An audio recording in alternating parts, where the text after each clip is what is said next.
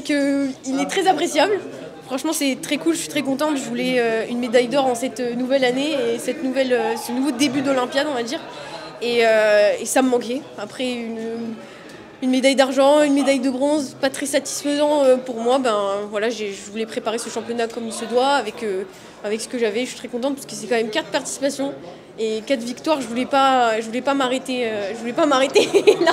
Donc non, je suis super contente, c'est trop bien. À force, on y tient. Enfin, je pense que oui, c'est dans la tête. Même si on se dit on y va pour gagner, tu te dis quand même c'est 4, ça pèse lourd. La prochaine fois, ça sera peut-être 5. C'est quand même pas mal 5.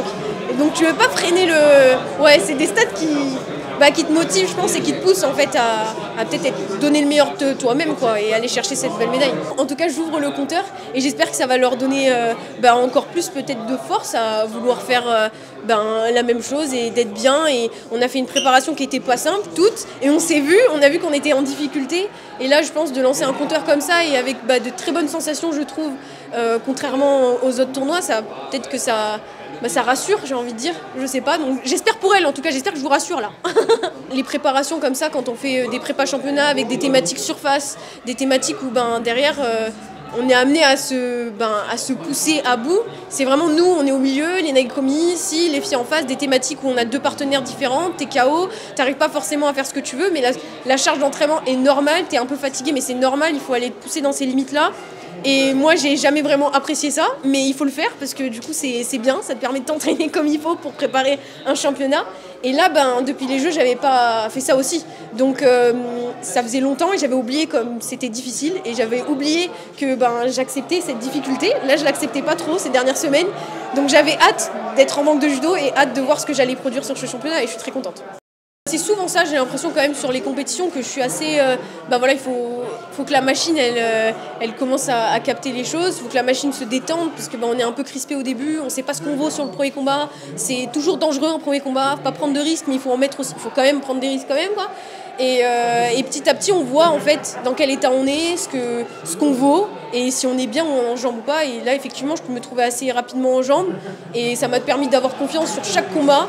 Et voilà, la finale, c'est une finale, il n'y a rien à perdre, il faut tout donner, c'est un combat. La plupart du temps, j'ai l'impression d'être plus disponible sur les finales que sur les combats d'avant et c'est assez récurrent quand même. Je sais que j'ai mes schémas, je sais que j'ai une kumikata, je sais ce que j'ai à faire. Et voilà, on essaye d'être de plus en plus stratégique, d'être de plus en plus précis, de feinter. Je sais qu'elle sait que je veux quelque chose en particulier et du coup, je vais essayer de donner d'autres choses pour avoir ce que je veux. Donc voilà, on essaye vraiment de trouver des petits points pour finalement trouver la petite ouverture qu'il faut à ce moment-là.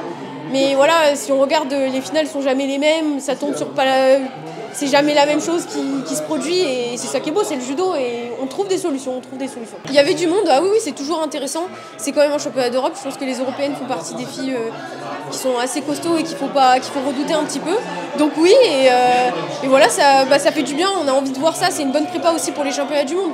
Il faut prendre des filles parce que à un moment donné on va se tomber dessus et il faut voir ce qu'on voit à ce moment-là, c'est le retour des Jeux finalement.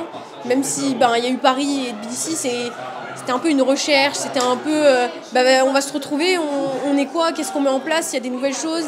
Et là on peaufine la chose et petit à petit on va encore peaufiner pour arriver à quelque chose de peut-être plus ou moins parfait pour les championnats du monde. Donc là c'est cool, il y a de quoi faire. Là ma thématique c'était vraiment ce qui me manquait et que ça faisait longtemps que j'avais pas ressenti, c'était vraiment cette agressivité, cette envie en fait d'être un peu en rouleau compresseur. Et c'est pas grave en fait si on voit comment ça va goupiller pour marquer, mais en fait on laisse pas la place et voilà, on envahit, on est dur et j'avais besoin de sentir ça faisait longtemps que j'avais pas ressenti ça, d'être un peu horrible sur les mains, ça fait du bien. Et après, là, les techniques, ça arrivé au fur et à mesure. Et je pense que là, pour les championnats du monde, je vais regarder des vidéos un petit peu. Et j'ai l'impression que ça commence à tout s'aligner. Moi, mon judo, il y a des choses à travailler, mais c'est plus dans les détails. Il y a peut-être des nouvelles clés que j'aime bien ou des choses que je faisais plus jeune et que je commence à remettre en place maintenant. C'est le judo, il y a beaucoup trop d'informations, mais il faut juste que je ne sois pas perdue, quoi. Et en fait, là, je commence à me recentrer sur moi.